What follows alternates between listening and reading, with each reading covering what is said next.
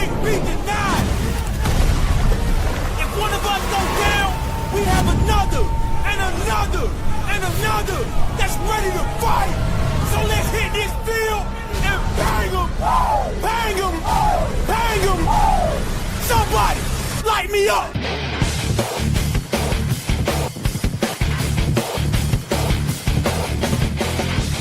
It's time to huddle up. It's the Turf District Podcast.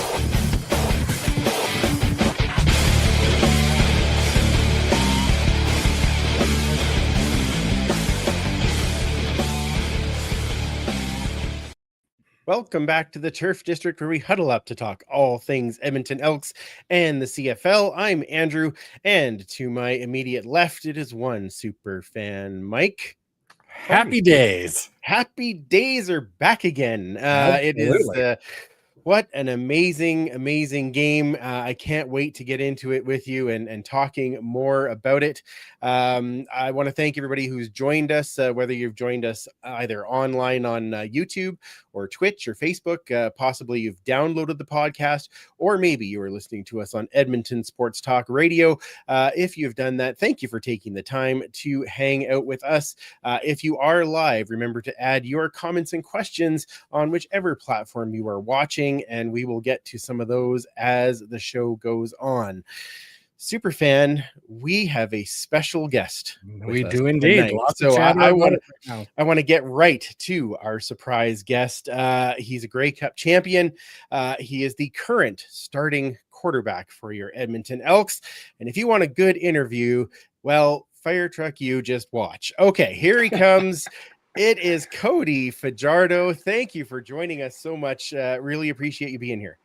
Gentlemen, thanks for having me. And I like the fire truck just watched. I haven't heard that one yet.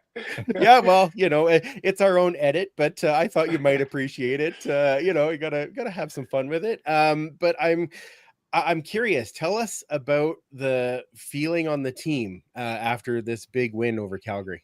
Yeah, the Labor Day Classic felt like it wasn't our best ball on a big stage. We had some new guys in some key roles that the game might have been just a little bit too big for them at the moment. But we took our experience from that game. We took our lumps, and we understood that there was a lot of work that we had to do. Fortunately, the schedule lined up the way it does and the way they do the back-to-backs, where we were able to play Calgary again and at home in front of our incredible fans that showed up and showed out. And we wanted to put a good product on the field after kind of laying an egg in that Labor Day Classic. We knew we were a much better team than what we put on tape. And so we wanted to go out there and play our style of football. And we did just that. We took care of business, and we're fighting and scratching and clawing for every win that we can get, because we want to try and play some meaningful games as the season kind of winds down. It certainly was loud for where we were in the stands. Could you really hear it on the field? Without a doubt. I mean, the fourth quarter was as electric as I've ever been in Commonwealth. I've played a lot of games here as an opposing quarterback, and I've had my fair share now as the quarterback of the Elks. But that's the loudest I've heard it. And the challenge is to bring that every week. We got to find a way to bring that every week. I know we're talking about trying to hit 30,000 for that SAS game, and it's a couple weeks away, but it's just a tremendous advantage to be able to pack the stadium. And we went down to Calgary, and they made it hard on our offense. It was loud, and it was a tough atmosphere and for our young guys, but I think we returned the favor on them. You can tell their offense, which is a high octane offense, was a little bit in scramble mode, a little bit didn't be able to communicate as much, especially in the fourth quarter when they had to have drives. And that's the testament to the fans. Small but mighty is what I've been hearing over the course of the year. But there was nothing short of small in that one. We had a great group, and it was extremely loud. Oh, that's you talked a little bit about guys, in just kind of introducing into the offense and learning that in the Labor Day game. It seemed like that connection with OJ Hilaire was even better this week, and that you guys were a little more on the same page. I'm excited to see what more he can do. But did you find that as well, just playing more with him? Absolutely. I mean, the guy was in the building for a week and had to play two positions on Labor Day, which is damn impressive for a young guy like that to be able to learn this offense as quickly as he did and to play two positions when Curly went down in the Labor Day Classic. So I knew he's a heck of a player. He just has to get his sea legs underneath him, kind of baptized by fire here a little bit, just getting thrown into it. But he answered the call. He had some huge catches. I mean, yeah, the first catch of the game, big first down. And so when we can add a guy, and my challenge over the last 2 weeks playing this Calgary team was to the young receivers. And by younger receivers, I mean the guys that haven't played a lot of football in the CFL. I just said, these guys need to step up for us because we're hurting that receiver in terms of experience and veterans. So we need our young guys to step up, and they stepped up in that last game. I think we had 9 completions over 10 yards. We were able to stay on the field versus the number 1 defense in the CFL, and they did a great job of yakking after they caught the ball, and a tremendous job blocking downfield for Rankin and allowing him to have that incredible video game-like game in that one. That's awesome. Now, you've played in several places in the CFL. In fact, we've got I see some Rider fans and some Alouette fans in the chat as well. How has Edmonton treated you so far? It's been great. It's been awesome. We obviously didn't make things easy on ourselves by starting 1-6, and everybody's a little bit nicer to you when you're winning football games. So over the last month here, it's been great. I'm staring out my window and I'm looking at Rogers Place, and excited when the Oilers play to catch a game there, because every place I've had an opportunity to watch some hockey, and so I'm excited to see what that place is all about. But it's been great to me. I've been a opposing quarterback, like I said before, here, and it's just a football rooted town. I think one of the things that drew me here after I learned that I was being traded was just the championship culture that was here. And my early years in the CFL, just knowing those Edmonton games were just always just so physical, and the crowds were always so difficult to play in front of. And it was just a football town. And so we're trying to establish that trust again with the fans. And the only way you can establish that trust is by winning football games, and winning 4 of our last 5. We hope that we've put a good product on the field to keep the fans coming out and being excited about Edmonton Elks football. I would say so. Now, when you talk about shortly after you got traded here, I know you were talking about how you learned from, a lot of quarterbacks that you had played under, and of course, one that we very much means a lot to us in Ricky Ray. But you're coming in as a backup to start, and now you're the starter. Do you embrace that teaching role with Trey and Cole now that you're the veteran guy? Yeah, it's funny. Even though I was the backup guy, I was trying to help Trey and Cole and help those guys out as much as I can. I've been given a great career. I've played going on my 11th year now. I've seen a lot of football. I got a lot of great experiences, played in a lot of big games. So it wouldn't be fair to me to hold those experiences to myself. And so being able to kind of share that with Trey and Cole, and they're great dudes. We have an awesome quarterback room and a great dynamic. We're clowning on each other. We're competing against each other. It's the 6 a.m. wake ups and watching film together. We talk about everything, not just football. We talk about life, and there's some great chats that I'll remember for the rest of my life. So I'm just excited to be a part of this organization. And even when I signed here, I was just excited to be a part of the organization, even as a backup. And I felt like, even though I wasn't playing on the field, I can try and help this team win football games off the field. And then everybody knows the CFL. Things happen fast, and when your number gets called, you got to be ready. And I was ready for the challenge. And Trey's been the utmost professional through this whole thing. And he shows up to work every single day, willing to help this football team and ready when his opportunity comes again. And I got full faith if Trey has to take over that the team's going to be in good hands, because he's been working his tail off behind the scenes. Awesome. So talking about some of these young quarterbacks, what would you say is kind of the biggest lesson for young CFL QBs that are coming into the league? Yeah, the biggest thing I learned watching Ricky Ray, and I wouldn't have as successful of a career as I do now if it wasn't for my time with Ricky. Like, he was just such a great mentor to me. The one thing I learned, or 2 things I'll say that I kind of implemented from his game into my game, was never to get too high, never to get too low. Sometimes I run extremely hot on the sideline because I'm a competitor.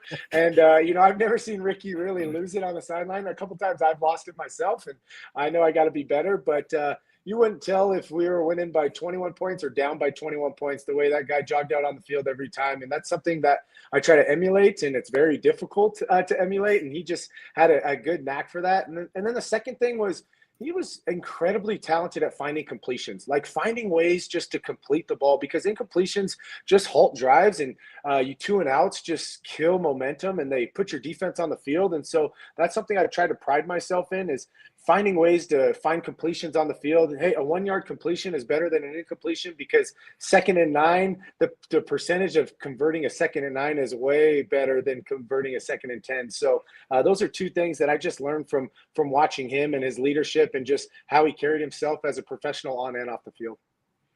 Oh, that's amazing. Now, and you've done very well at that, like 78% this last game. So yeah, we love that. Yeah, keep up that great percentage. Now the team has found ways to win lately, and you talked about it early on that it was like, we're right there. We just need to find that killer instinct, and you have found that 4 out of these last 5 games. So, what do you attribute to that change in mindset? It only comes with winning, and that's the hard thing. Is like you only learn how to win by winning, and our team was extremely close. And like there's a couple games that I think we gave away just because we didn't know how to close out ball games. And although at the time it felt terrible, it felt doom and gloom, but those experiences allowed us to carry over in these last 5 games where we've won 4 of them. And finding a way to win games in different ways is how good football teams find a way to make the playoffs, find the ways to make a deep run into the playoffs. And we've won by our offense game-winning drives, our defense stopping game-winning drives, our special teams making spark plays for us. We've won in all 3 facets, and especially attributes to last week against Calgary. We won that football game in all 3 phases. I thought all 3 phases, offensively, defensively, and special teams, we dominated that game, and that was the only way to beat a very talented Calgary team. We couldn't show up in only one phase or only 2 phases. We had to show up all 3 phases. We answered the call and in front of a great crowd. And that's what I'm most proud about the guys about last game. Yeah, I guess it just winning begets winning, right? Yeah. So you got a big game coming up against the Argos this week. Obviously been playing well with Nick. You've played them before. What do you guys focus on this time going into the game? So, yeah, the biggest thing I think for us, and I'm speaking offensively just because that's what I'm watching the film and the X's and O's, we have to protect the football. They do a tremendous job of taking the ball away, and that's no secret. When we played them the first time, I think I threw an interception, and luckily our defense held to 3, and that was a big changing event in the game. If they were to score there, it would have been a little bit different outcome. So they do a great job of getting the ball, turning the ball over when it's, a missed throw here or you run with the ball loosely. The second thing is their front 4. They create pressure. They create sacks a lot like Calgary does. I think they're up towards the top in the league in sacks created. So they got a great front 4, great front 7 with guys that have played a lot of football. So the challenge is right in front of us. They've won their last 2 games coming off a bye week. So we're coming off 2 extremely physical games with Calgary. But I think sometimes bye weeks can be a momentum killer. And sometimes when you're playing good football, you really don't want a bye week. So for us, one of our biggest strengths going into this is our momentum and being able to win 4 of the last 5 and understanding how to win football games late. So we're going to lean on that. And it's no easy task flying out east and winning as a Western opponent. And I've been on both sides of it. It's no easy task, and both of us are scratching and clawing for wins to fight into that playoff picture. And so I think it's going to be one of those classic CFL down to the last 3 minutes that everybody's hearts hate, but enjoy when you win. I was gonna say, don't kill me, Cody. Just blow them out. That'd be great. I'd appreciate that. Okay, I just want to ask you a couple of quick hits questions that aren't specifically about football, but just to kind of get to know you. What do you like to do when you're not doing football things? That's a great question. I got a family. My family was up here this last weekend. That was their first time in Edmonton. And it's pretty remarkable, my record with my family in the stands. They must be my good luck charms because I'm probably like 9-1 or something. You always want to play well in front of your family, and it's a little bit different when they're actually in the stadium. So we had a great time here in Edmonton. We went to the West Edmonton Mall and walked around there, the Galaxy Land and all that stuff, and the kids loved it. So, but I'm a homebody. I come home and I watch a Netflix show. I go through my plays, and then I go to bed at 8:30. So when they said your podcast is at 7:30, I was like, oh man, you guys are pushing my old man bedtime. We won't be long, promise. Obviously, for athletes and everybody, food fuels the engine. So what's your favorite kind of food? You know what? I've fallen in love with Panini. That place Yeah. has been Yeah. incredible. Anything I get there has been awesome. You know, their pastas are great, their pizzas are great, their paninis are great. So I found myself on Panini on Uber Eats quite a bit, and so that's been something I've enjoyed. The classic, you know, Joey's or local or like the keg, you know, you can't go wrong with those. But in terms of like, if I'm just looking for a quick eat, Subway, I'm a Subway guy. A quick Nice. sandwich is something I go to. It's just the convenience of Sure. picking your own sandwich, and then going back, like I said, to my house and just relaxing. That's awesome. Oh, okay. Let's say you could travel anywhere for $1. Where would you go? Oh, great question. I've always wanted to do the like the Bora Bora, the huts over the water. Nice. Yeah. My wife and I have talked about that, and I think when I hang up the cleats, that's going to be my retirement destination with my wife. We've always wanted to do that, and I told myself when I'm done playing football that I've kind of earned the reward of going there and enjoying the time with her, and so that would probably be high on the list for sure. Amazing. And she's also earned the reward as you've been up here playing, and she's there with the kids. She's and, incredible. Two yeah, kids. She works Yeah. full time. Like it's just incredible the sacrifices she makes to allow me to play a game. And obviously financially it supports our family, but she's a superhero. Like the way that she does stuff. And she had to travel today back home. She left this morning. 3 flights to get back to Reno, Nevada. Oh, So with man. 2 kids under 3 years old, so she's a trooper for sure. And any chance I get to thank her, it's the reason I've been able to play as long as I have. Yeah, Amazing. well, somebody pony up the dollars to get her to Toronto so we can Yeah. win this. Yeah, can't put that 9-1 on the. You want to make sure that happens. Now, Yeah. I think I already know the answer to this, but what kind of music do you like, and do you have a bucket list concert? Yeah, that's a great question too. I love country music. I think I found been fond of country music. I grew up in Orange County, California, where country music was not big at all. And Right. then I got to Reno, Nevada, a small little good old boy town, and got introduced to country music for the first time. And you know, I kind of fell in love with it. And it's been a little bittersweet us going to Toronto because Morgan Wallen's coming to town, and that would have been a pretty sweet sweet concert to go to if you talk about concerts. But yeah, so that would be somebody that I would like to go see. Awesome. Very cool. So as you can see, sort of behind Andrew and I, we're big fans of collecting all kinds of memorabilia. Do you have any special piece of football memorabilia, maybe across your entire career? Yeah, you know, my Grey Cup MVP trophy is pretty high up there. I got the California State Player of the Year trophy. That one means a lot because it was really my first trophy as a football player. That's pretty high up there. My West Most Outstanding Player is pretty high up there as well. It was my first year as a starter, and being able to beat out some talented quarterbacks for that West Most Outstanding Player. So I've been very fortunate to receive some awesome rewards, and those are the three that kind of jump off the top of my head. So I have a little trophy case that I have down in my basement, and it's fun to add to those collections. And when my sons get older and they can ask me about those trophies that are collecting dust, I can pull up some clips that who knows in how many years how those clips are going to look. They're going to look like old and grainy, even though they look awesome now. It'll be fun stories to kind of reminisce with my kids. That's fantastic. Now, do you have any pre-game rituals? I have two. I have to be the first guy taped.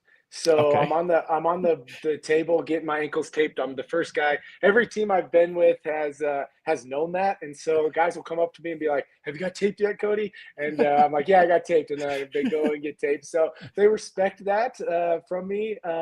The second thing is I listened to this song. It's called "Front Porch Looking In" by Lone Star. I've been doing that since my first start in college. It's a country song, and it just explains about how everybody always looks out in the world, and sometimes you got to look into the world. And it just talks about his family. And I listened to it twice. My wife usually sends me a really nice long message that's got some religious background and some Bible quotes. And so I usually read that while I'm listening to that song. I listen to it about 1.5, almost 2 times, and then I'm ready to go. But those are the two things that I would say on game day. The other one is something I've been doing since college. I go to the 17-yard line and pray before every game and every halftime. So you'll see a lot of guys in the end zone. I wore 17 in college, and I thought it'd been cool to go to the 17-yard line, and I've been doing that ever since. Even though I changed my number to 7, I still stick with the 17-yard line. Oh, that's fantastic. Watching that for sure.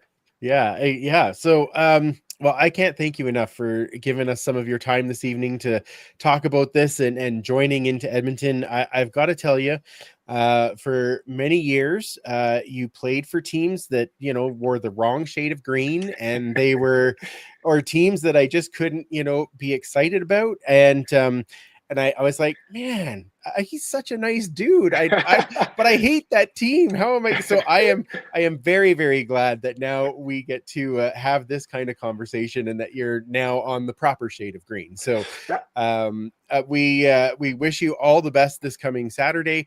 I hope everything goes great against the Argos, and hopefully you'll be able to come back and join us at some point and tell us about the big finish.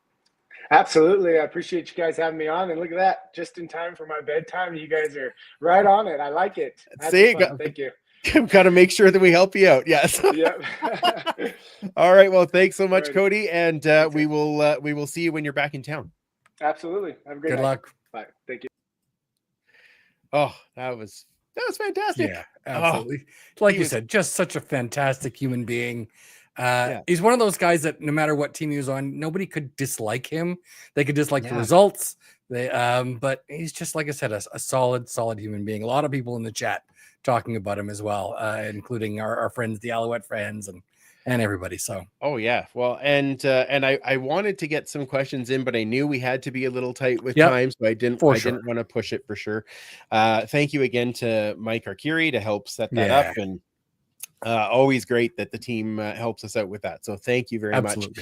And like I said, I mean, for so long, I was always like, look at that smile can't be real. Like, he can't be really this nice, because he's like, he plays for that. Oh, and now, okay, good. I can be very exciting. Very happy that he is here. So, yes, I was fangirling, and it's you know what? We don't get very many starting quarterbacks on the show. Not while they're playing, no. No, we haven't been real lucky with that. So the fact that Cody would take the time is very much appreciated, and just his genuine answers. I love that. So it was fantastic. All right, let's bring our other friend to the stage, shall we? There she is. There's Linda. How are you, Linda? I'm well, thanks. That was fantastic, guys. Oh, thanks. It was fun to.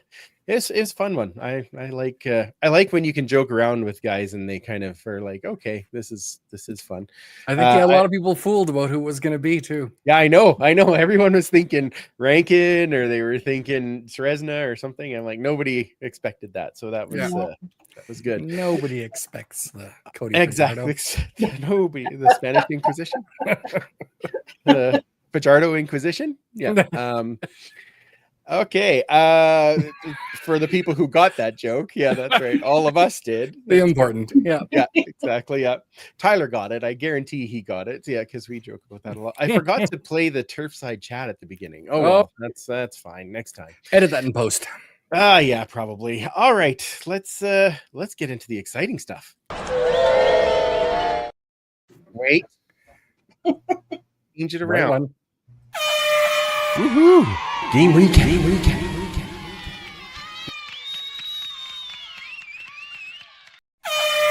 Woohoo!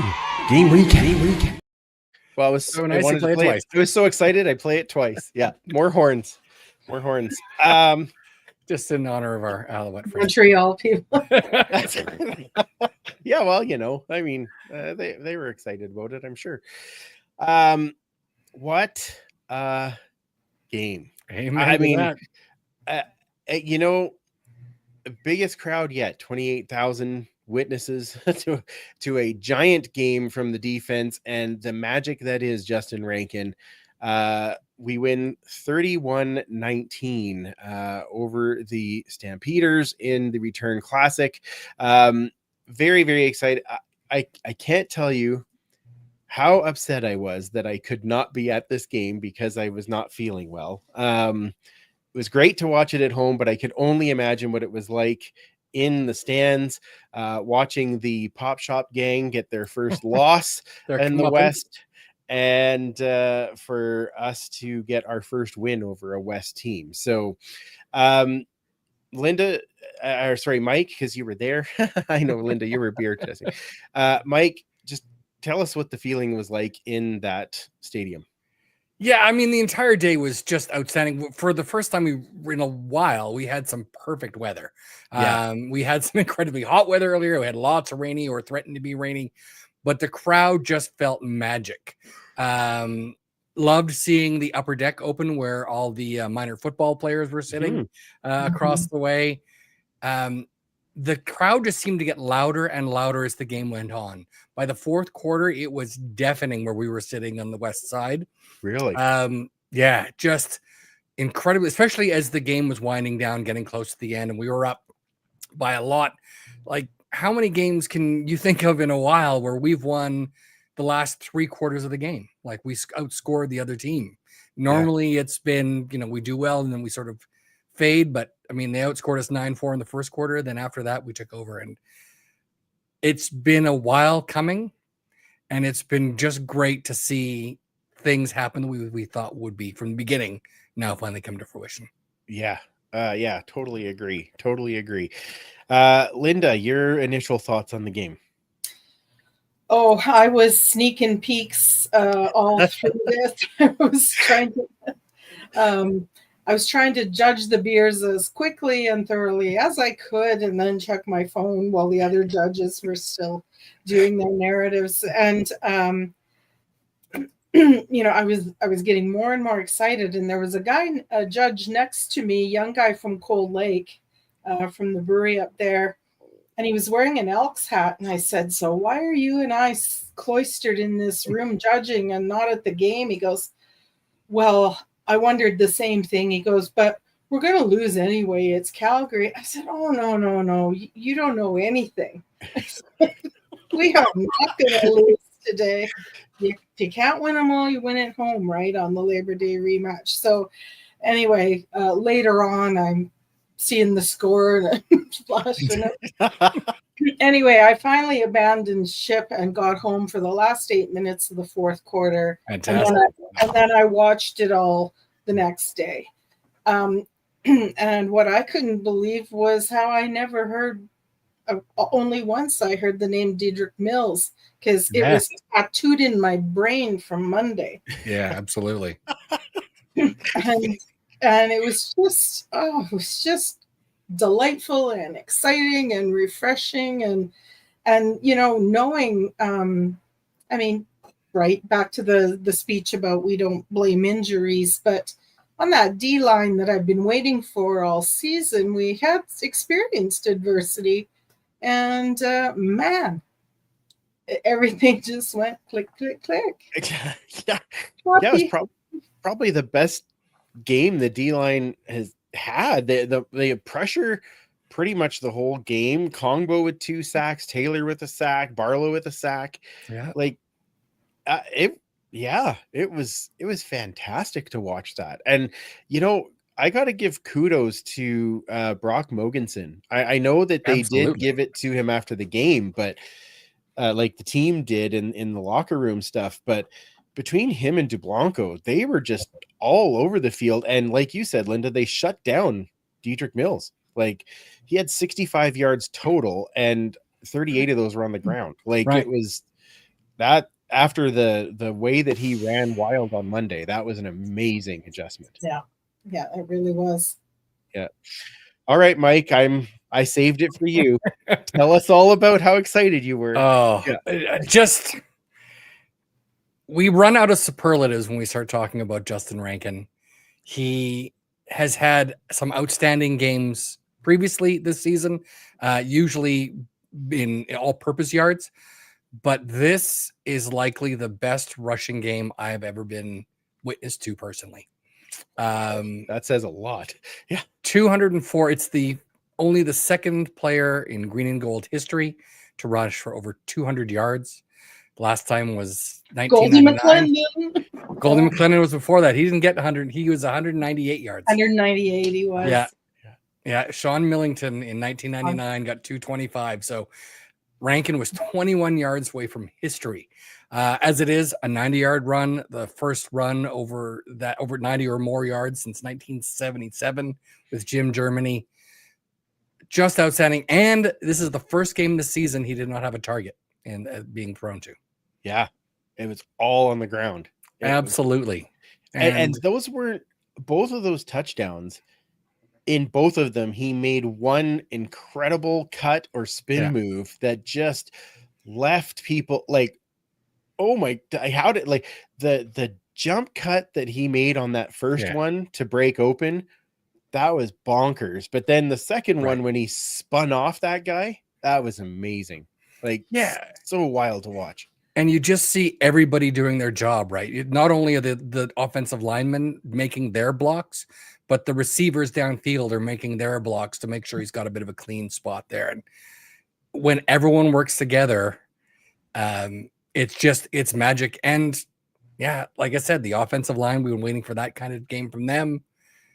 It was just 100%. For an offensive point. It was, and just the play calling from an offensive standpoint. This is one of my favorite games in a long, long time. Yeah, there was great balance. Yeah. And I meant to ask Cody about this actually, because 5 of the 6 receivers, or four of the 6 receivers had 5 targets each. Like, he was spreading the ball so well. Yeah. And then the threat of that run game, that toss by Cody at the end to KJG was on the money. And it was just like, again, it was just, I can only imagine how the stadium erupted at like even from on the TV, it sounded like it went bonkers. It was loud. Someone was asking in the chat if it was as loud as like the 2015 West Final. Not that loud, but I mean, there wasn't as many people. Yeah, man, did everyone was on their feet. Everyone was screaming their lungs out. We talked to our friend Jason West after the game, and you could barely understand what he was saying. He was just so hoarse. So was Justin Rankin. I don't know if you heard his post radio interview. We ain't never seen nothing like it. That's right. But it really did my heart good to hear Cody verify that it was that they could hear. Because, in that stadium, you're never sure if it's paying off. And such a big stadium, loved getting that validation tonight. That's fantastic. So we got to keep it up next game. Yeah. And I noticed that even just like when we were in Montreal, and it's the smaller stadium, a little more steep, right? A little closer to the field. You're like, okay, like this gets loud, right? So hearing that we're getting that same effect in this giant stadium with, I think that's awesome to hear, right? So yeah, and needed to have a big show there. So absolutely. Another thing about Rankin too is he had 141 yards in the first half. Yeah, but only 8 yards in the first quarter. So that is a hell of a second quarter. No kidding. No 133 yards rushing in one. 90 on one run. Yes, but still. And but to add another, 40 to that's crazy. Yeah. Like that's a lot. And it was so funny because after that second touchdown, he looked right at the camera on TSN. He's like, you ain't seen nothing yet. And then the second half just tore off a whole bunch more yards. I'm like, holy cow. Crazy game. Cody goes, like I said, 76% for completion. Only threw for 155 yards, but when you run for 200, you don't really need a whole bunch more than 155 running. Yeah. But it was, I love what he said though, that it was a balanced attack from all 3 phases. All 3 phases, defense played really well. The secondary was very aggressive. Williams, just his aggression on those knockdowns was amazing. 3 chances at picks that just missed, but then Garnes gets one at the end to seal it. So just an all-around great team effort. Yeah, I mean, the team has really been gelling, and especially going into this game worried that we were missing so many key players. And it's just the next guy up just got that opportunity, and they played as a unit rather than someone having to be the superstar. Other than, well, Interesting choice of words. Yeah. Yes. Yes. Anything else stand out to you there, Linda? Well, I was not happy with the little melee at the end, but right. I was hoping you'd bring that up. You already talked about that in your column, and well done. But yeah, I watched it, I replayed it a few times, and no matter how you cut it, it just looked base. Really. Like to me, it's just sore loser. Like there's no other explanation for it. And yeah, it was crummy. And I did have somebody say that online to me, well, it's called sending a message. I'm like, sending a message for what? Yeah. Like that you're an idiot? Because after the game when we lost and you were in victory formation, like none of our guys would do that. And if they did, I'd have been like, what is he doing? Yeah. Like that's yeah. So I think that was pretty low move. Well, we've talked about the other two phases, but I do want to talk about special teams a little bit. Special team. Blanchard 3 for 3, which is fantastic. As long of 47, which is also very nice to see those long ones going through. Sounds awful as I said it. 75-yard average on kickoffs, which is nuts to me. That's usually landing it inside the 5. Yeah. Julian had a 55-yard punting average, which is 77-yard long. I know. Yeah. So the over paid off last week. His parents were in the stands as well.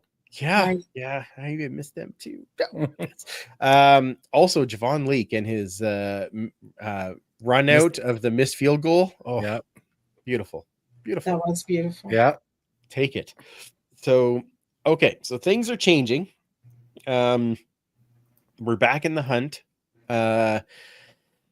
What are your thoughts on as we go into this? Because it's not like it's an easy road.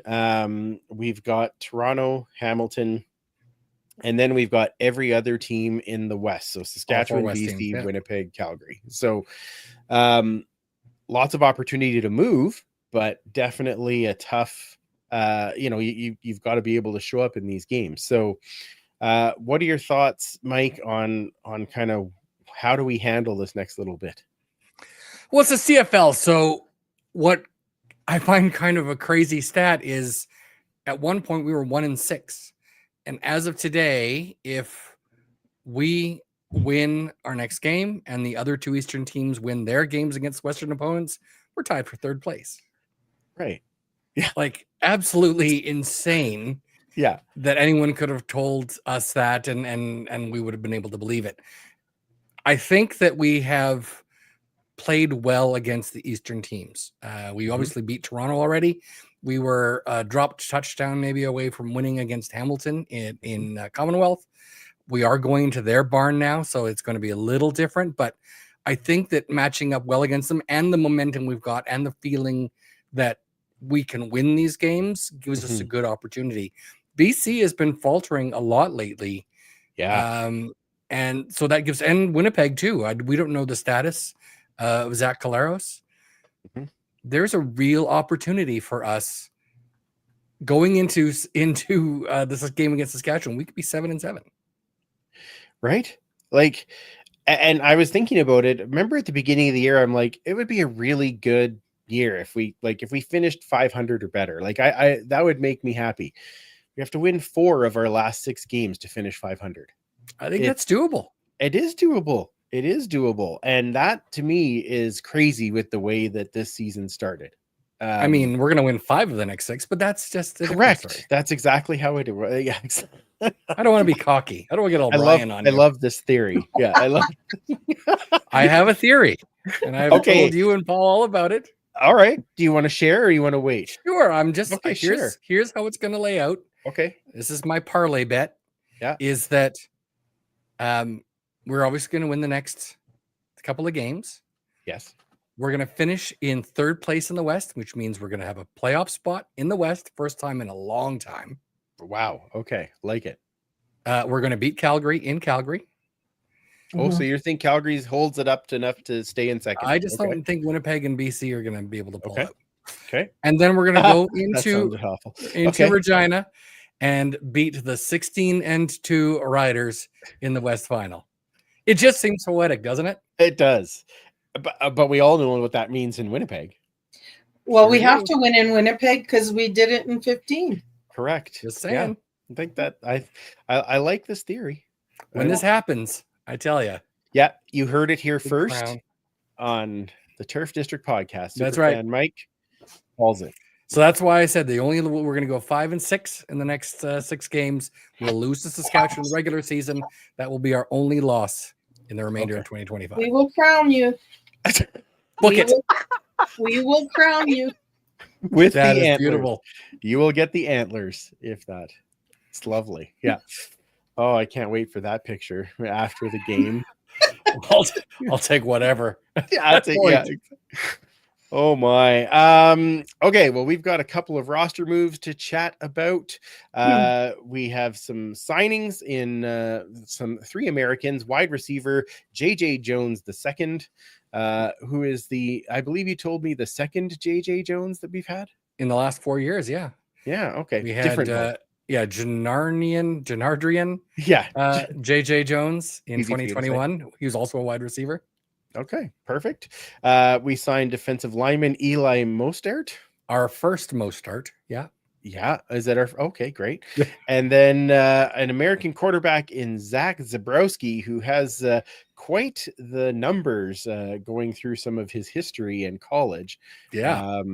A guy who throws for, what was it, almost 10,000 yards or something? Yeah, like 9,881 yards. It says and 101 touchdowns in 25 games. In 25 games? That's crazy. So, okay. 25 games, I think, is a starter. Yeah. Yeah. In 2 years ago, he was 11-2 with 5,100 yards and 61 touchdowns in 13 games. Wow. So in the press release on social media, when they said he was a prolific quarterback, that's what they were referring to. So yeah, for a Div 2 school, that's not nothing to sneeze at. No, for sure. To quote Brian, not bad. Not bad. Always like that guy. I was just gonna say that. That's what he'd be saying about Cody Fajardo right about now. I always like that guy. Yes, he would be.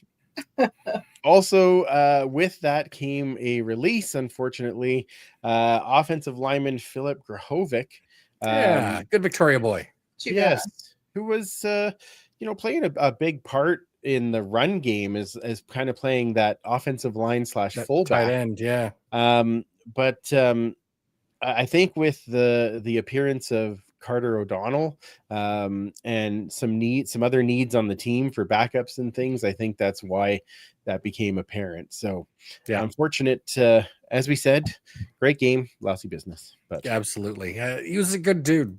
Talked to him briefly before at camp. Just really seemed like he wasn't overly gregarious, but just really polite and seemed sweet. And I loved watching him out there, especially when he'd pancake guys in that 6-man line. Yeah, exactly. Well, that's we'll find other pancakes. Not at the tailgate yet, but we'll find other pancakes. No, okay. Closest we had is French toast. That was good. So hot though. Hot. As PTSD, as you say that, like I'm already sweating. Yeah. Like, oh God, it was so. It was fun, but holy man, did that hurt. All right, ready for a little Horde and Tell there, super fan? Yeah, I think we can do that. It's time for Horde and Tell.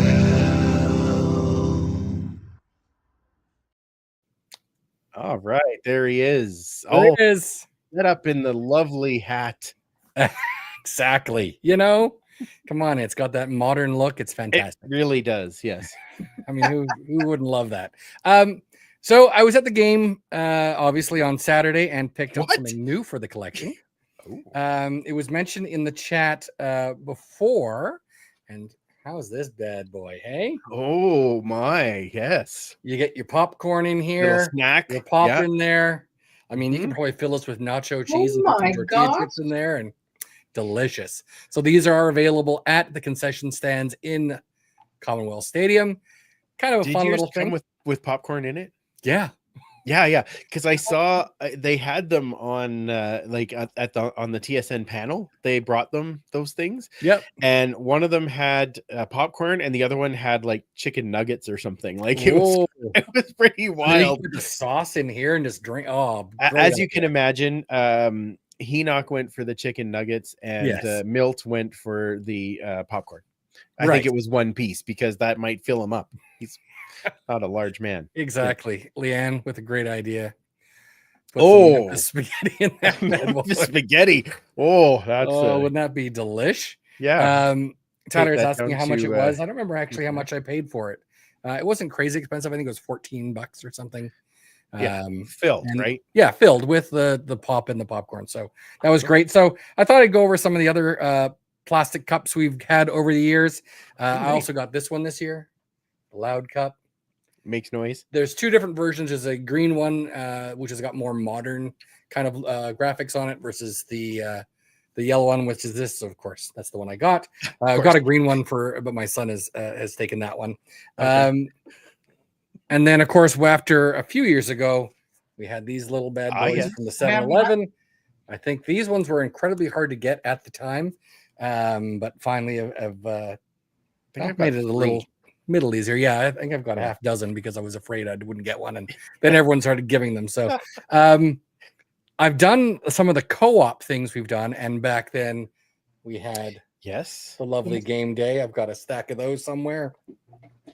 And now we're going a little further back. So I remember this one was- Linda's version of the game day. There we go.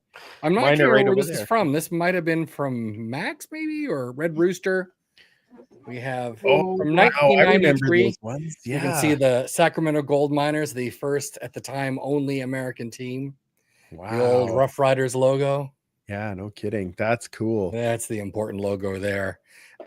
Before that, though, that's when we were sort of hitting the golden age of plastic Linda's cups, getting exciting. as she should. We have Oh, wow. from Max Oh, with that one Dave- David Cutler, as if that's not enough. And she knows it's coming. There it is. There Oh, it is. one Danny. One Jenny Ray Kepley. And then because they have to get some of the lesser known players in there. Warren one Moon, that's Warren true. Yeah, Moon. he So was all three fairly- of those came out that year. Did he play Um, well? That Warren Moon guy? Yeah, he did all right, I think. Yeah. I've shown, I think, the stand-up I have of Dave Fennell with a 7-Up. This was also in that promotion. A lovely shot of him absolutely crushing Ralph Dieter Brock Nice. with the 7-Up logo on there. And then in the late 70s, or it's either 79 or 80, Red Rooster put out a set of cups. There's the old Red Rooster. Oh, Red Rooster, yes. And there was a set of 10. Oh, wow. There are the coaches. Little Oh, Larry the Highbaugh, receivers? Oh, no, Joe those are Holloman. D-backs. So I got some yeah. offensive linemen and some defensive backs. Oh, Emilio, man. Jim Emilio. Germany. York they take- Henschel. Did they take these off of the cards that the Red Rooster cards? It must be. No, these are 'cause they different look- pictures. Are they? Oh, they Yeah. look very similar. Yeah. These are more headshots and less. There we go. Oh, look at that, eh? There's Tooch, James Quick Parker, and Tommy Scott. Oh my, look at He's that. so eh? fine. Stu Lang. David Fennell. Oh Greg my. Butler. Hey. There's Dave Cutler, David Boone, and Yes. Swamp Dog himself. God, there's so many. There are so many. Holy cow. Stevenson, imagine having his locker there, eh? Yeah. Hank the Shank Ilisic, Tommy Towns, another heartthrob, and Waddell Smith. Oh yes. Oh, look at that. Look at there's Tom Wilkinson guy. I hear he could throw the ball 50 yards as long as Yeah. he ran down, picked it up, and threw it again. He could Yeah. do that, yeah. Mike Wilson only played 2 years for us. He was Mool both years, 79 Oh, and really? 80. So that Okay. kind of helps I isolate what years it's from. Don Jeep Warrington above that. Mhm. Still a few more. My goodness. Holy. Look at Ed this. Jones. Ed There's Jones. Danny Ray. Wow, there he is. Yeah. Brian Brian Kelly. Kelly. John Kanahowski. And last but not least, Neil Loves Lumsden. Well, that him. tells you that's Oh, 1980. upside down head. Lovely. Yeah. Warren There you Moon go. and Dale Potter. Oh, Nice. my. And just to sort of top it off, in the early 70s, you needed to have your Baileys and coffee and something. So they had these lovely little items. Oh, nice.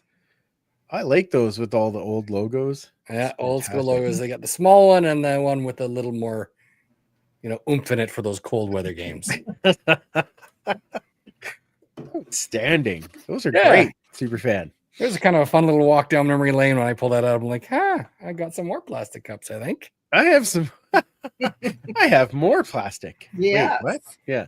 Oh my. Well, that was awesome. Great Hoard and Tell this Thank week. you. Loved it. All right, Linda, I think it's your turn. Are you all set? I think I'm set. Woohoo! First down. This beer.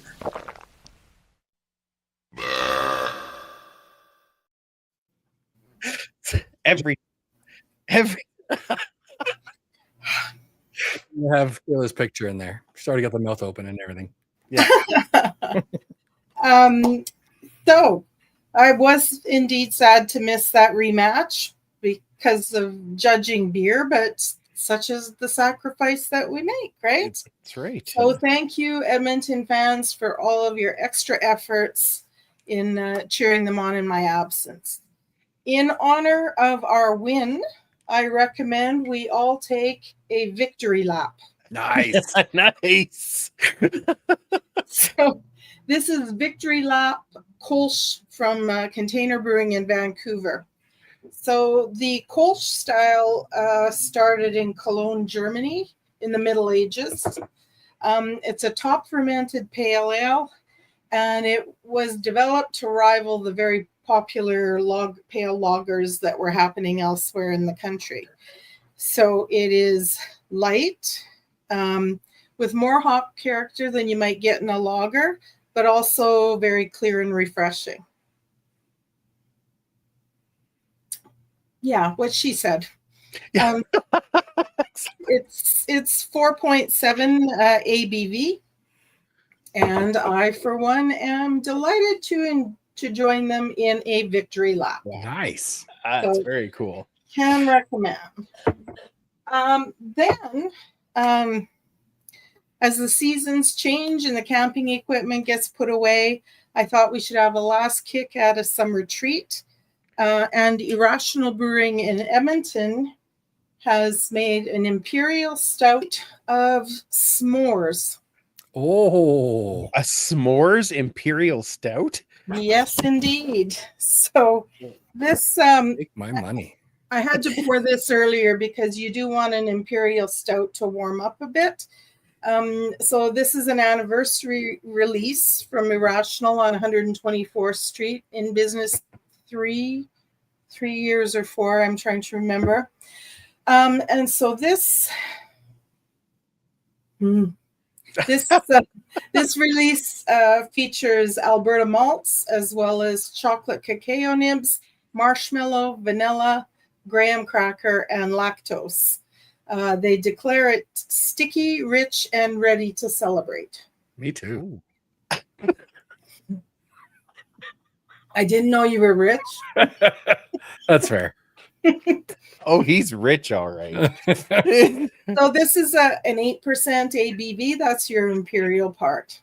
So Superfan had been asking me about an imperial stout or a Baltic porter with chocolate for an upcoming tailgate. I had this one handy. It's likely not a contender because of the lactose, but at least we can use it to remind our Elks to get some more of those wins. Amen. Like that. So good luck in Toronto, Elks. We're fighting for respectability in both divisions. So, Yeah, we're playing somewhere. that's It's right.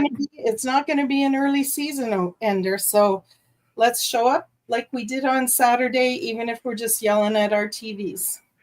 Small. Awesome. I love it. I love it. Gotta try that one. Yeah, I was gonna say. What's the ABV on that? 8. Ooh, Imperial. Yeah. It's a little thin in the body. I usually like my Imperials to have a bit more chew, but you're definitely going to get the s'mores. You've got all the ingredients broken down in here. Wow, I sound like I must be a Imperial. You're talking about a little more chunky and chew. I mean, that's that's about right. That's how I describe myself. Yeah. What did you first say that it was? You said rich. What? Sticky. Sticky, rich, and ready to celebrate. That's what it was. That one caught me off guard. That might be the line of the show. Well done. That was pretty good. Caught me off guard. All right, let's get into our game preview for this week now that we are all beard up. Ladies and gentlemen, it is time for the game preview. All right. So, as we have said, this is a big game against the Toronto Argonauts this Saturday, 1 p.m. start Mountain Time. So, a nice afternoon game so you can enjoy some of those beers while you're watching. I may even get my article out the same day. You go. Never Depends how many Imperial stouts you've had. Hey, I know. That's right. I'm thick and chunky now. I'm ready to, and high alcohol content. Yes, that would be me. Now, they were talking about the possible return of the Goof, but they're now saying that it is Arbuckle. As Tricky you said, Nicky. Linda, what's that? Tricky Nicky. Tricky. Is that what we call them? Sure. Okay, sure. Whatever we want to come up with. Sure. Great. So big win here. Helps us, obviously keep up in the West. But it also keeps an East team down for the crossover to be available. So I think it's a huge thing. Nick Anderson will be back. He announced it on Twitter that is game 6. So he will be back. I guess, can we start a new streak here? Can we get to perfect? Okay, that's it for the game preview. No, I'm kidding. Okay, what are we watching for in this game, Superfan? Streaking. No. Oh God. Please well, no. Argo Ginger's totally gonna do it. Don't say things like that. Yeah. Sorry, got the kilt. I am really impressed with how our front 7 has been performing this last game. And if you throw in Nick Anderson into that, I think that could be a really interesting, because Toronto's not great against the run. Right. So our front 7 versus their front 7, how they're going to perform. I think if we can stop the run, if our offensive line and running backs can exploit their front 7, I think this could be that's the battle for me. Okay. Battle of the front 7s. All right. That's a good battle to watch. What do you think there, Linda? Well, I wanted exactly everything that happened on Saturday that I missed except the fight. Fair enough. I want to feel like I'm watching the same game where I'm just beaming at every phase of the game. Like it, you said you wanted a big win. I like a big win. I'm also happy to win by 1. But they still count. Yes. Yeah. I don't want to be sucking wind the whole time. I want to feel comfortable in our performance. I did ask Cody to protect my heart and just do well right from the get-go. That would be super helpful. I'm with you. I think Mike, although you said front 7 against front 7, I agree, but I really think this game is going to come down to how our secondary continues to improve. Yeah. One thing that Arbuckle has done very well is put a lot of yards on the board through the air. They have found a bit of a spark in their rushing game with now I can't remember his name, but we traded them to him, Spencer Brown. There we go. And they found a bit of a running game with that, but the way this team wins is Arbuckle putting it down the field. And so our secondary has really got to step up to not be getting those PI calls and to really make sure that I want them to be aggressive without taking the penalty. Like make the receivers think about it before they want to really put their hands on that ball. So I think that's the part that I'm really going to be watching is that secondary. Can we get down, can we get them down so that they're doing second and long and then have to stop the pass and turn that ball back to us. So be a big difference. And after 3 close shots last week and then one in the end, is this the turnaround where they start getting some interceptions? I hope so. I sure hope so. Again, I don't care if he gets 600 yards as long as he's not putting it in the end zone. Yeah, well, that's fair, but I just think that's their calling card, right? They've been, especially with Herslow, he's been going to Herslow, and he's getting those big plays. So let's make sure that's not happening. Yeah, none of that. All right, it's time for our pick'ems. You get a point, and you get a point, and you get a point. It's pick'em. It's pick'em. Got the prop bets already. Yeah, so this is great. Oh, I was just gonna say, throw your prop bets into the chat. Prop bots, whatever we call them. I'm sure there'll be lots of different ones today. Superfan, I can't remember. Did you pick over or under with that longest Julian punt last week? I was over. You were over? Okay. Yeah. Just so that I could update the standings here. I had an awful week. So did you? Kayla went perfect. Of course, she freaking did. Yeah.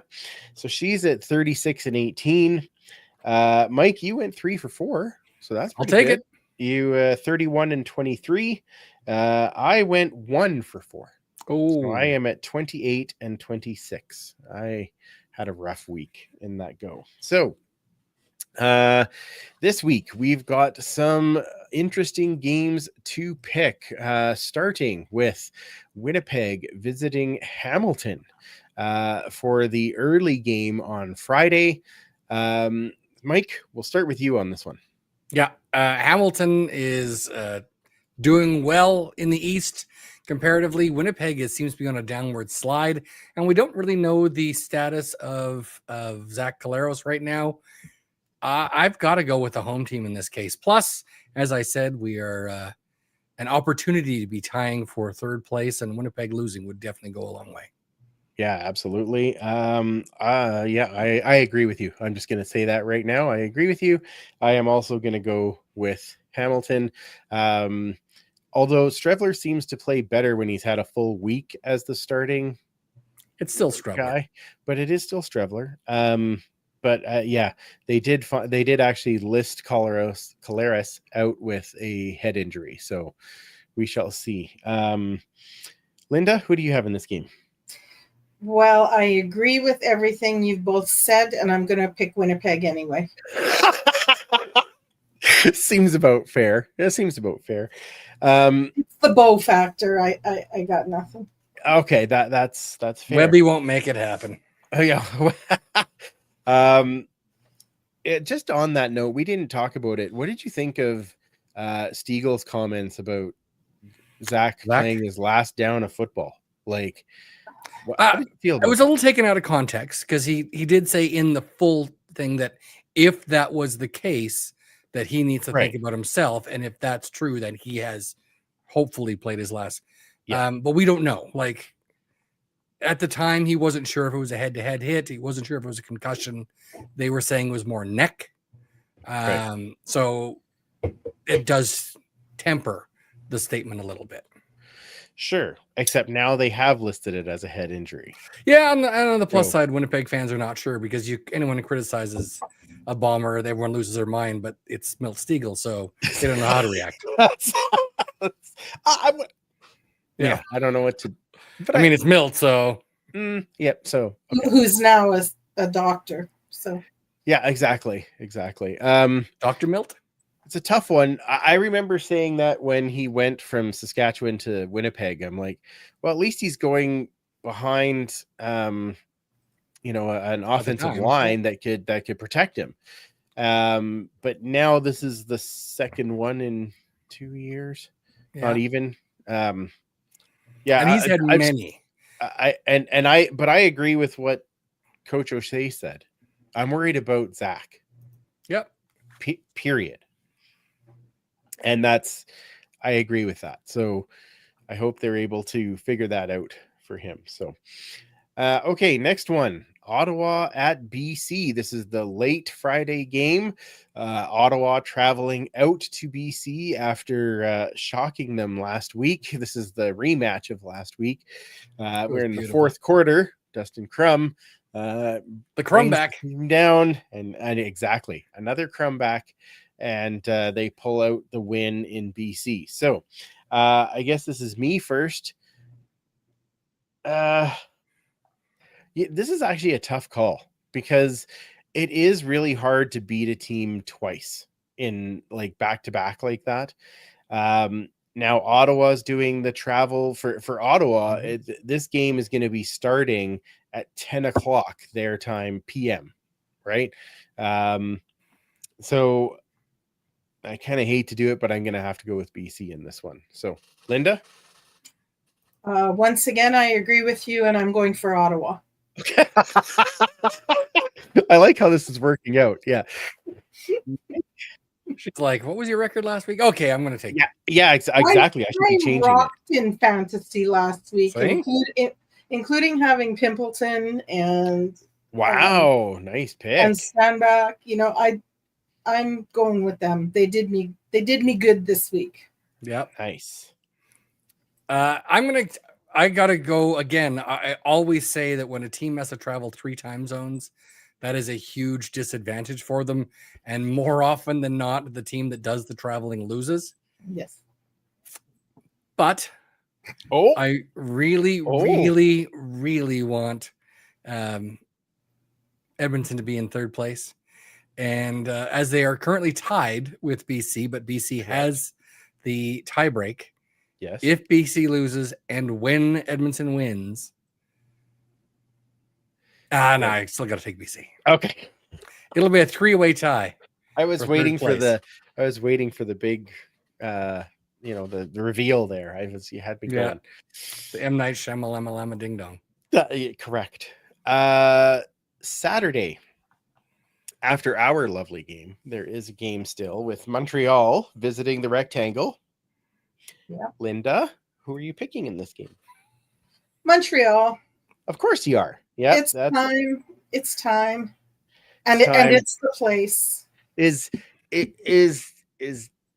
I guess is Davis Alexander back? Actually, I don't think he is. I don't think he is. What's going on in the chat, Mike? I can tell. It just would have been very fitting a couple of weeks ago with Ryan. What's that? The questions were, speaking of injuries, Greg Island OL load management full. What does load management mean? Oh. And then our good friend, where is it here? There's Chris. Oh, no. Load management equals day off for older players. Leanne said, okay, definitely not what I was thinking that meant. Cliffy. And Leanne qualified. Oh my God. That is not what I meant either. Oh man, that's hilarious. Okay, well, the chat is always good for a couple of good laughs like that. That's outstanding. Yeah. And apparently MBT will be starting. MBT is most likely starting. Okay. He can do it. Yeah. All right. Okay. He can do it. It's just going all away teams all the time. Look at that. Hey, wow. Holy cow. Who you got, Superfan? Again, I have predicted Saskatchewan to go 16-2 this season, just so that we can get revenge on them. And in order to make that happen, I have to, unfortunately, have Montreal losing in this game. Correct. I knew I was screwing with your vision, Mike. I will be fine if your vision is intact. As long as it's all the way. That's got to go. Yeah, that vision has to go all the way through the Yeah. West final. Yeah, correct. Yeah, I'm picking that other green team. Yeah, I'll get over it one day, but that hurts. Okay, what do we got for prep bats? Prep bats. This is people's bats? last chance to get them in there while we start going through some of them. Okay. Let's Linda, see you're picking tonight, by the way. It's your turn. I am.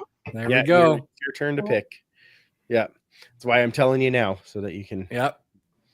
All right. As you can imagine, given the last week, this has gotten a little rush heavy. You don't say. I don't know why. Weird. So we're going to start off with Leanne. Prop bet total ranking yards. So that's all-purpose yards. Yes. Yep. He already has the lead in yards from scrimmage right now. He does. Yep. Amen. He's 10 yards ahead of Butler out of BC. There we go. Leanne also thought what a great prop bet would be total records that Rankin smashes. That would be a tough one to call, but okay. Yeah. Exactly. 0.5. Yeah, it would have to be matching more than one. Chris Agar is saying EE rushes over 15 yards, and that's anyone. Oh, that's an interesting one. Okay. Okay. Coach Vic says, how many run plays in a game? Oh, man. These are a lot of rushing ones. Holy cow. Okay. So called rushes or what they determine as a rush, I guess. As a rush, yeah. Okay. Okay. Back in the day, sacks used to be considered a negative rush. Thank goodness. Great. Yeah. Yeah. So quarterback might have like a minus 27 yards. All right. So slightly different from the running side. Our good friend Tim Capper says press butt. Okay.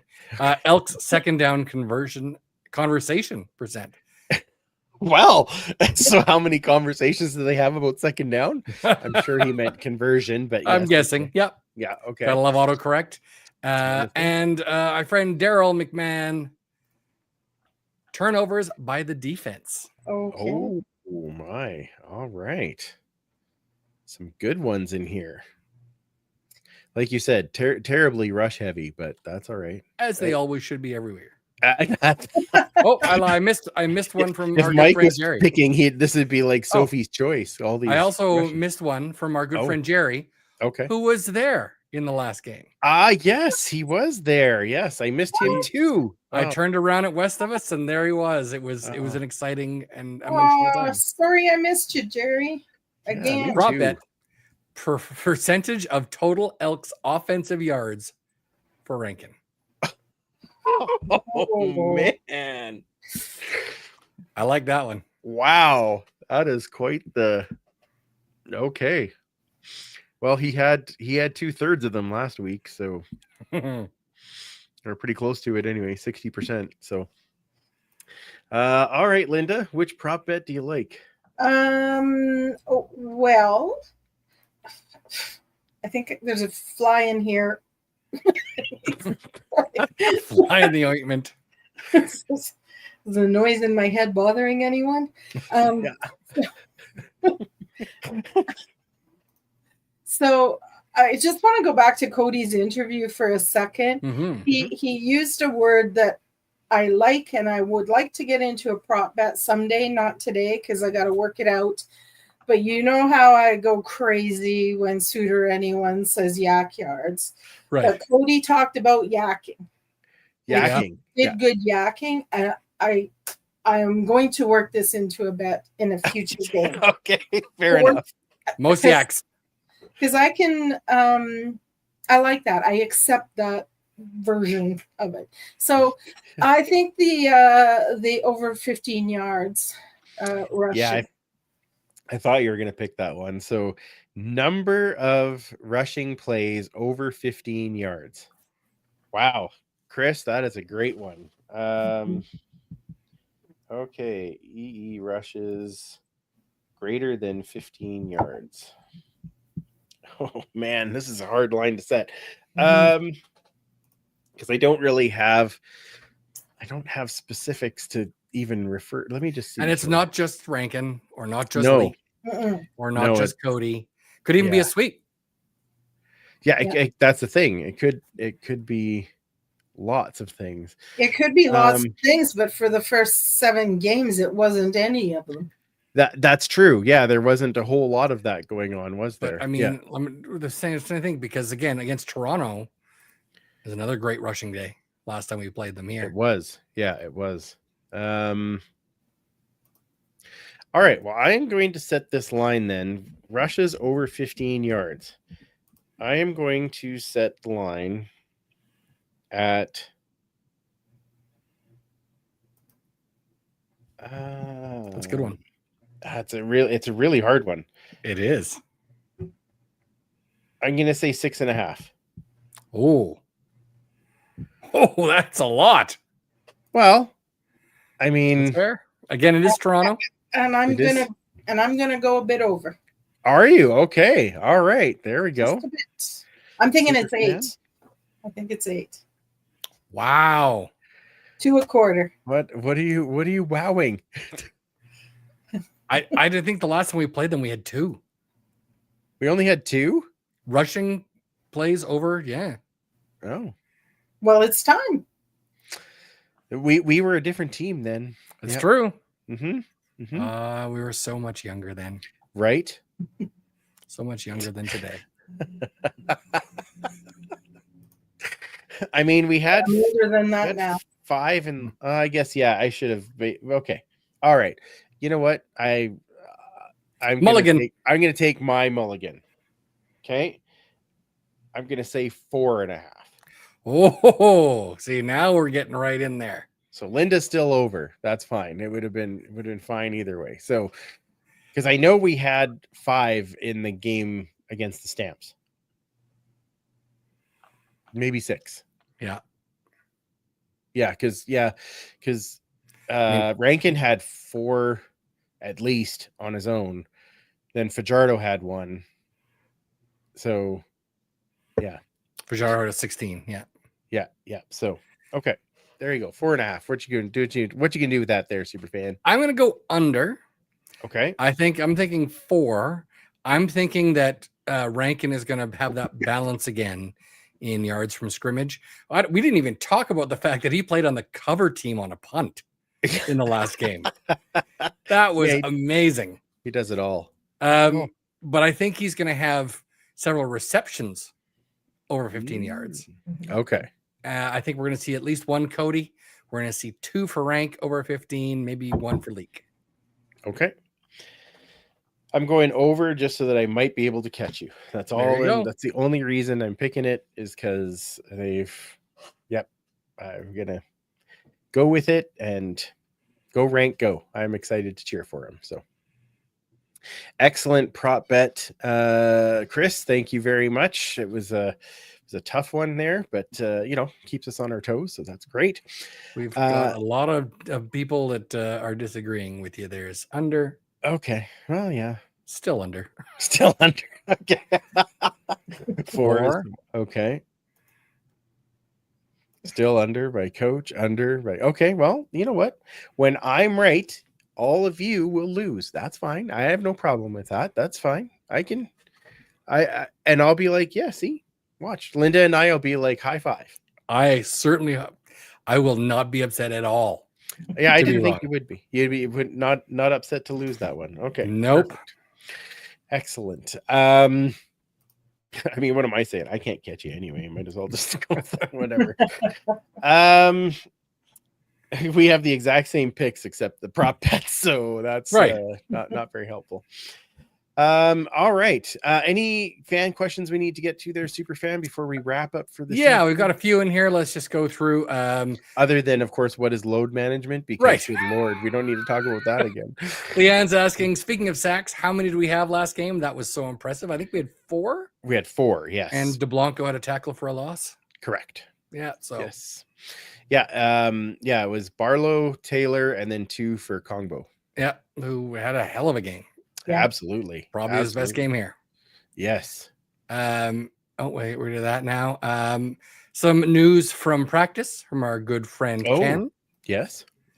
Nick Anderson was taking reps at middle linebacker today. Middle linebacker.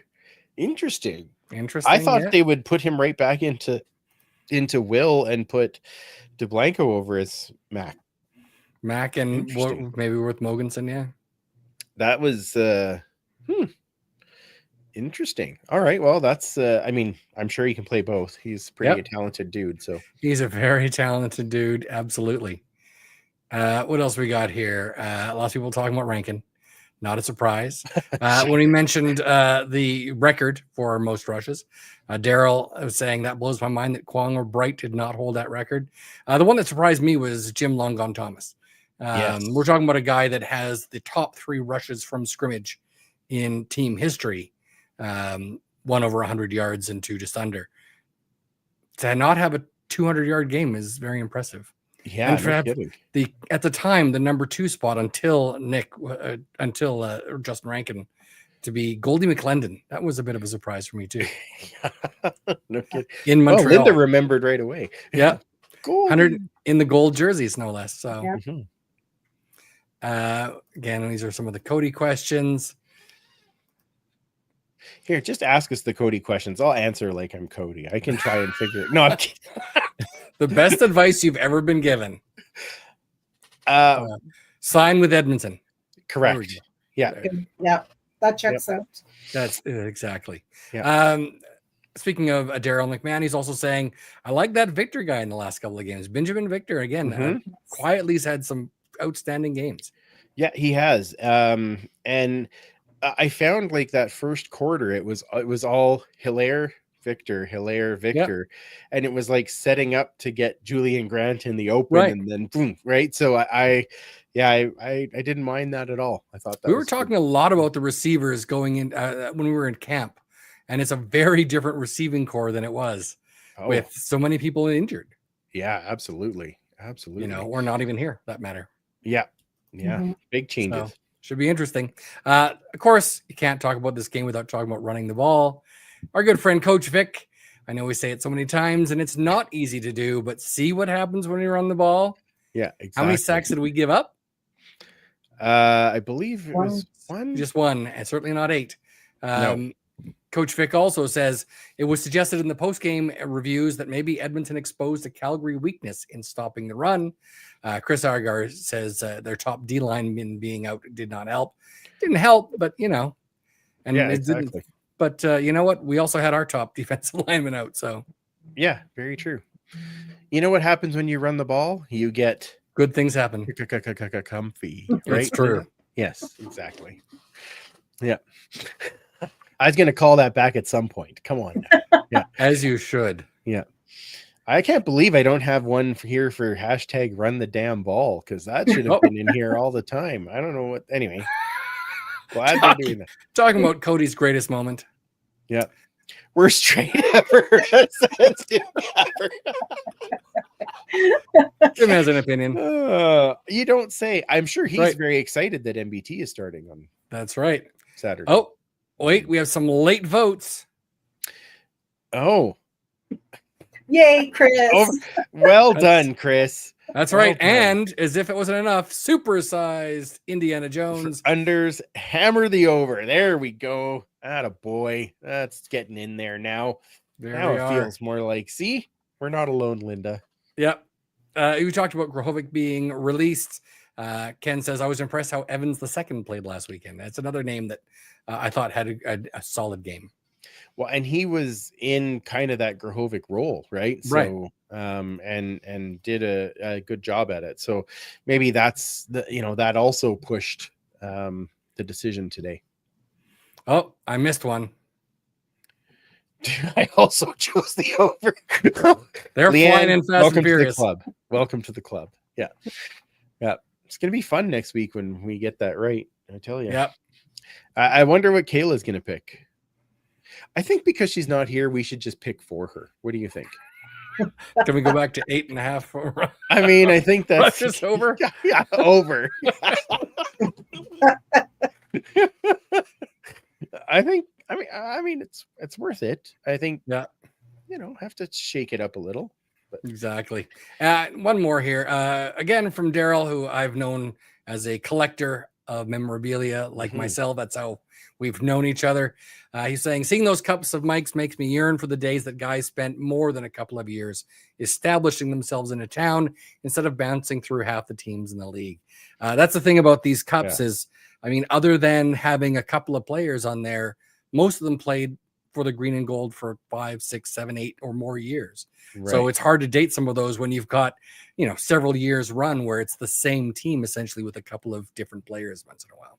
Yeah, exactly. Yeah, very true. Yeah, and yet now it would be like, oh, well, you know, this guy's okay, so that has to be this year, like, or one of these 2 years. Yeah, so, right. Yeah. Geno Lewis. Well, it was either 23 or 24. That's it. Yeah. So Kenny Lawler. One and done. One and done. That's right. Yeah. 22, I believe. Correct. Yeah. Yes. All those wonderful years. Let's not talk about that. Let's carry on. I like your cups. Although, you know what? 7-Eleven. Thank you. Do those cups again. Like, come on now. Who these are Red Rooster, but yeah. Or whatever. Feeling 7-Up. Let's go. Let's get some. Come on now. We could do a. And then the Max. Right? What would that be now? Circle K? There's strange things are afoot at the Circle K. It's true. See? I would like this. I think this would be great. Yeah. All right. Well, thank you very much, both of you, for joining in. Thank you to everybody who was watching. Thank you to everybody who's taken some time to listen. Really, really, like I said, enjoyed our conversation with Cody, and I want to thank the team again and Mike for helping set that up. Yeah. And thank you for Cody. Thank you to Cody for his time, because we didn't want to interrupt his bed. It's already past his bedtime. So it is. He's already asleep. That's right. Yeah. He's dreaming of another victory. That's right. He'll have to listen to it later on, early in the morning. So the victory lap. The victory. That's right. It's perfect. All right. Before I forget, make sure you follow our friends at Pay It Forward with Football. They have an event coming up in October. Is it October? Yeah, it's October. Yes. So make sure that you grab your tickets with them now and help spread a little kindness. They've had some new Leanne is mentioning in the chat as well. They've had a few people mentioned as going to be there. Oh, they have. Brian Kelly? Ooh. Oh, well, I know that Dave and Morley are going to be there, so that's exciting. And there's lots of excitement going on. Yes. Oh, Gizmo Williams and Brian Kelly. Ooh, tell you, good additions there. Like it. So yes, grab your tickets to that wonderful event and help our friends continue to spread kindness. Linda, where does everybody find you online? On Instagram at TrueBrew42. Wonderful. And Superfan? You can find me at 56 Parkies on all the socials. And then the history and horde segments can be found at the Edmonton Football History account at EDMHISTOREE. Wonderful. Yeah. Mike's internet is deciding whether it wants to share or not. Okay, we got it. And then follow our sister, the commissioner, at Duchess Lombardi. Follow me at Freepalicious. That's where I put all of my 3-down stuff after the game. And thank you so much for those of you who have read and commented. I really appreciate it. And of course, follow the show at the Turf District. Join the huddle when a game is on. That is where we will be making some comments. So join in there. If you haven't joined yet, jump on Blue Sky. I try to do a little more messaging on there during the games now. So join us there for lots of fun as the game goes on. Next week, we will be back. It'll be on Wednesday night that we will be taking to the airwaves. And that way then, because I know the SDs are on Tuesday night, and lots of the people either listening or, on the show are going to that. So we will move over to Wednesday night when we get to talk about another great game from our Edmonton Elks. So please join us Wednesday night for that. Otherwise, for Linda and Kayla, and Superfan Mike. I'm Andrew. Remember, you can't catch footballs with your face, and we will absolutely talk to you next week.